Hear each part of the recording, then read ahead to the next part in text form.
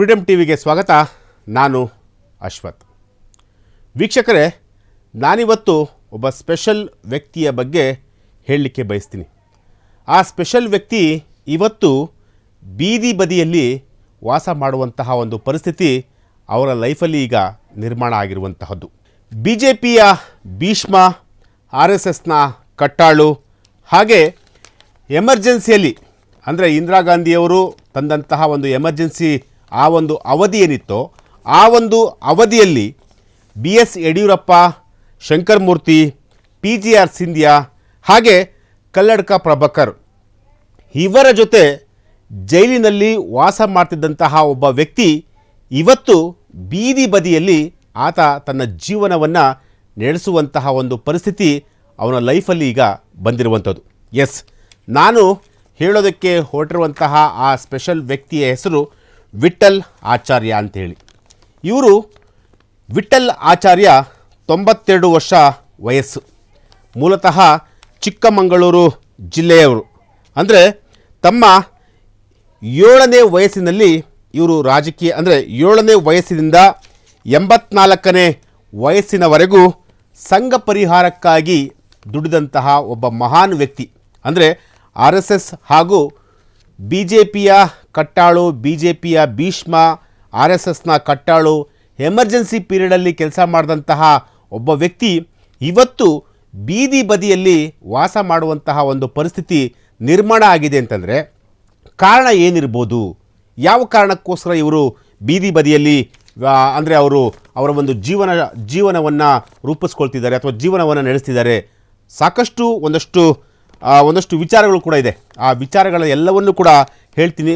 ಕೊನೆಯವರೆಗೂ ಈ ವಿಡಿಯೋವನ್ನು ಸ್ಕಿಪ್ ಮಾಡದೆ ನೋಡಿ. ಜೊತೆಗೇನಂತಂದರೆ ಇಲ್ಲಿ BJPಯ ಭೀಷ್ಮ ಅಂತ ಕರೆಸಿಕೊಳ್ಳುವಂತಹ ವಿಠಲ್ ಆಚಾರ್ಯ ಮೂಲತಃ ಉಡುಪಿ ಜಿಲ್ಲೆಯವರು. ಇವರು ಚಿಕ್ಕಮಗಳೂರು ಜಿಲ್ಲೆಯಲ್ಲಿ ತಮ್ಮ 7ನೇ ವಯಸ್ಸಿನಿಂದ 84ನೇ ವಯಸ್ಸಿನವರೆಗೂ ಕೂಡ BJPಯಲ್ಲಿ ಅದರಲ್ಲೂ ಸಂಘ ಪರಿವಾರದಲ್ಲಿ ಗುರುತಿಸಿಕೊಂಡಂತಹ ಒಬ್ಬ ಮಹಾನ್ ವ್ಯಕ್ತಿ. ಇಂತಹ ವ್ಯಕ್ತಿ ಇವತ್ತು ಎಲ್ಲೋ ಒಂದು ಕಡೆ ತುಂಬ ನಿಕೃಷ್ಟವಾದಂತಹ ಒಂದು ಜೀವನವನ್ನು ಅಥವಾ ನಿಕೃಷ್ಟವಾದಂತಹ ಒಂದು ಪರಿಸ್ಥಿತಿಯನ್ನು ಹೆದರಿಸುವಂಥ ಒಂದು ವಾತಾವರಣ ಅವರ ಜೀವನದಲ್ಲಿ ಈಗ ಆಗಿರುವಂತಹದ್ದು. ನಾನು ವಿಚಾರಕ್ಕೆ ನೇರವಾಗಿ ಬಂದುಬಿಡ್ತೀನಿ. ಇವ್ರ ಬಗ್ಗೆ ಒಂದಷ್ಟು ಸಂಕ್ಷಿಪ್ತವಾಗಿ ಹೇಳ್ತೀನಿ. 1975ರಲ್ಲಿ ಅಂದರೆ ಅಂದಿನ ಪ್ರಧಾನಿಯಾಗಿದ್ದಂತಹ ಇಂದಿರಾ ಗಾಂಧಿ ಅವರ ಒಂದು ಸಮಯದಲ್ಲಿ ದೇಶದ ಮೇಲೆ ಎಮರ್ಜೆನ್ಸಿ ಹೇರಲಾಗಿತ್ತು. ಆ ಒಂದು ಸಂದರ್ಭದಲ್ಲಿ ಇವರು ನಮ್ಮ BS ಯಡಿಯೂರಪ್ಪ ಆಗಿರ್ಬೋದು, PGR ಸಿಂಧ್ಯಾ ಆಗಿರ್ಬೋದು, ಶಂಕರ್ ಮೂರ್ತಿ ಆಗಿರ್ಬೋದು, ಪ್ರಭಾಕರ್ ಕಲ್ಲಡ್ಕ ಆಗಿರ್ಬೋದು, ಇವರ ಜೊತೆ ಬೆಳಗಾವಿ ಜಿಲ್ಲೆಯಲ್ಲಿ ಜೈಲು ಶಿಕ್ಷೆಯನ್ನು ಅನುಭವಿಸಿದಂಥವ್ರು. ಜೊತೆಗೆ ಚಿಕ್ಕಮಗಳೂರಲ್ಲಿ ನಗರಸಭೆ ಸದಸ್ಯರಾಗಿ ಕೂಡ ಕೆಲಸ ಮಾಡಿದಂಥವ್ರು. ಇವರಿಗೆ ಒಟ್ಟು 4 ಜನ ಗಂಡು ಮಕ್ಕಳು, ಒಬ್ಬರು ಹೆಣ್ಣು ಮಗು. ಎಲ್ಲರೂ ಕೂಡ ನೀವು ನಂಬಲ್ಲ, ಈ 5 ಜನ ಮಕ್ಕಳು ಏನಿದ್ದಾರೆ ಅವರೆಲ್ಲರೂ ಕೂಡ ಡಾಕ್ಟರ್ಸು ಹಾಗೂ ಇಂಜಿನಿಯರ್ಗಳು ಕೂಡ ಆಗಿರುವಂಥದ್ದು. ಅಂದರೆ ಸಾಮಾನ್ಯ ವ್ಯಕ್ತಿಗಳು ಯಾರೂ ಇಲ್ಲ, ಇಲ್ಲೆಲ್ಲರೂ ಕೂಡ ಹೈ ಪ್ರೊಫೈಲ್ ಇರುವಂತಹ ವ್ಯಕ್ತಿಗಳೇ. ಇಷ್ಟೆಲ್ಲ ಇದ್ದರೂ ಕೂಡ, ಕೋಟಿ ಆಸ್ತಿ ಇದ್ದರೂ ಕೂಡ, ಮನೆ ಕಡೆ ವೆಲ್ ಸೆಟಲ್ ಆಗಿದ್ದರೂ ಕೂಡ ಇವತ್ತು ವಿಠಲ್ ಆಚಾರ್ಯವರು ಬೀದಿ ಬದಿಯಲ್ಲಿ ವಾಸ ಮಾಡುವಂತಹ ಒಂದು ಪರಿಸ್ಥಿತಿ ಈಗ ನಿರ್ಮಾಣವಾಗಿರುವಂಥದ್ದು. ಅದಕ್ಕೆ ಕಾರಣ ಏನಪ್ಪ ಅಂತಂತಂದರೆ ಅವರು ಮಾಡಿದ್ದಂತಹ ಒಂದು ಆಸ್ತಿ.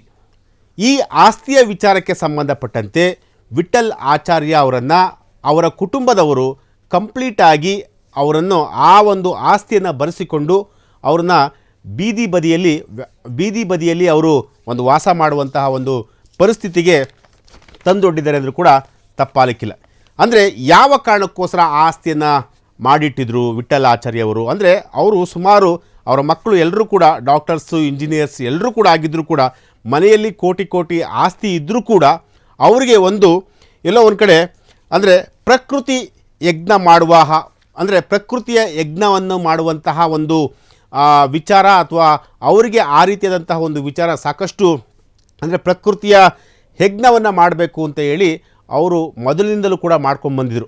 ಸೊ ಅದೇ ಒಂದು ವಿಚಾರಕ್ಕೆ ಸಂಬಂಧಪಟ್ಟಂತೆ ಅಂದರೆ ಪ್ರಕೃತಿ ಯಜ್ಞ ಯಾವ ಕಾರಣಕ್ಕೋಸ್ಕರ ಮಾಡ್ತಾಯಿದ್ರು ಅಂತಂತಂದರೆ ಆ ಒಂದು ಪ್ರಕೃತಿ ಯಜ್ಞವನ್ನು ಮಾಡೋದ್ರಿಂದ ಎಲ್ಲೋ ಒಂದು ಕಡೆ ಅಲ್ಲಿನ ಒಂದು ವಾತಾವರಣವನ್ನು ಉತ್ತಮವಾಗಿ ಇಟ್ಕೊಳ್ಬೇಕು, ಉತ್ತಮವಾಗಿ ಅದನ್ನು ನಡೆಸ್ಕೊಂಡು ಹೋಗಬೇಕು ಅನ್ನೋದು ಕೂಡ ಅವರಿಗೆ ಮೊದಲಿನಿಂದಲೂ ಕೂಡ ಇತ್ತು.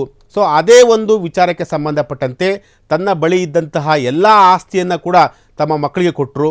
ಅದಾದ ನಂತರ ಒಂದೇ ಒಂದು ಸೈಟನ್ನು ಅವರು ತಮ್ಮ ಬಳಿಯೇ ಇಟ್ಕೊಂಡಿದ್ರು. ಅಂದರೆ ಆ ಸೈಟ್ಗೋಸ್ಕರ ಇವತ್ತು ಕಂಪ್ಲೀಟಾಗಿ ಅಂದರೆ ಅವರು ಇಟ್ಕೊಂಡಿದ್ದು ಕೇವಲ ಎಲ್ಲೋ ಒಂದು ಕಡೆ ಆ ಸೈಟನ್ನು ಇಟ್ಕೊಂಡು ಅಲ್ಲಿ ಒಂದು ಒಂದು ಒಂದು ಕಾಂಪ್ಲೆಕ್ಸನ್ನು ಕೂಡ ಅಂದರೆ ಒಂದು 4 ಅಂತಸ್ತಿನ ಒಂದು ಕಾಂಪ್ಲೆಕ್ಸನ್ನು ಕೂಡ ಕಟ್ಟಿದರು.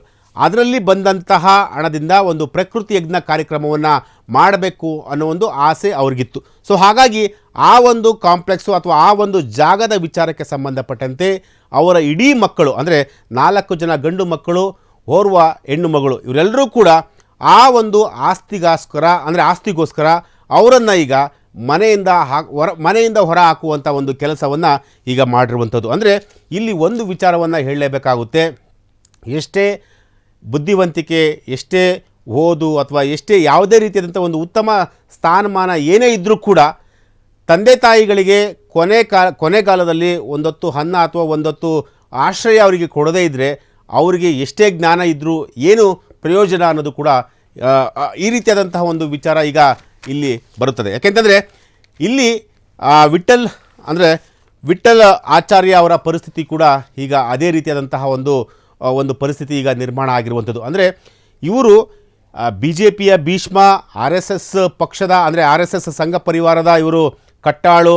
ಅಂದರೆ ಎಲ್ಲೂ ಕೂಡ ಯಾವುದೇ ಒಂದು ಬೇರೆ ಪಕ್ಷಕ್ಕೆ ಹೋಗುವಂಥವ್ರನ್ನ ನಾವು ಪ್ರತಿನಿತ್ಯ ನೋಡ್ಬೋದು. ಆದರೆ ಅದ್ಯಾವುದನ್ನು ಕೂಡ ಮಾಡದಂತಹ ಒಬ್ಬ ವ್ಯಕ್ತಿ, ಅಂದರೆ ಇಡೀ ತಮ್ಮ ಜೀವನವನ್ನೇ ಏನು RSS, BJP, ಪ್ರಕೃತಿ ಯಜ್ಞ ಈ ರೀತಿಯಾದಂತಹ ವಿಚಾರಗಳಿಗೆ ತಮ್ಮ ಇಡೀ ಜೀವನವನ್ನೇ ಮುಡುಪಾಗಿಟ್ಟಿದ್ದಂತಹ ವಿಠಲ್ ಆಚಾರ್ಯ ಇವತ್ತು ಎಲ್ಲೋ ಒಂದು ಕಡೆ ಅವರ ಮಕ್ಕಳು ಮಾಡಿದಂತಹ ಒಂದು ಸಣ್ಣ ತಪ್ಪಿಗೆ ಅಥವಾ ಎಲ್ಲೋ ಒಂದು ಕಡೆ ಆಸ್ತಿಯ ವಿಚಾರಕ್ಕೆ ಸಂಬಂಧಪಟ್ಟಂತೆ ಅವರ ಒಂದು ಮುಪ್ಪುಕ ಅಂದರೆ ವಯಸ್ಸಿನ ಅಂದರೆ ವೃದ್ಧಾಪ್ಯ ಜೀವನವನ್ನು ಅವರು ಎಲ್ಲ ಒಂದು ಕಡೆ ಬೀದಿ ಬದಿಯಲ್ಲಿ ಕಳೆಯುವಂತಹ ಒಂದು ಪರಿಸ್ಥಿತಿ ಈಗ ನಿರ್ಮಾಣ ಆಗಿರುವಂಥದ್ದು. ಎಸ್, ಇದು ಇವತ್ತಿನ ವಿಚಾರ. ನಾಳೆ ಮತ್ತೊಂದು ವಿಚಾರದೊಂದಿಗೆ ನಾನು ನಿಮ್ಮನ್ನು ಭೇಟಿಯಾಗ್ತೀನಿ. ಅಲ್ಲಿವರೆಗೂ ನೋಡ್ತಾ ಇರಿ ಫ್ರೀಡಮ್ ಟಿವಿ ನ್ಯೂಸ್. ಕ್ಷಣದ ಸುದ್ದಿಗಳಿಗಾಗಿ ಫ್ರೀಡಮ್ ಟಿವಿ ಸಬ್ಸ್ಕ್ರೈಬ್ ಮಾಡಿ, ಲೈಕ್ ಮಾಡಿ ಹಾಗೂ ಫಾಲೋ ಮಾಡಿ. ಹೊಸ ಸುದ್ದಿಗಳ ನೋಟಿಫಿಕೇಶನ್ಗಾಗಿ ಬೆಲ್ ಐಕಾನ್ ಮೇಲೆ ಕ್ಲಿಕ್ ಮಾಡಿ.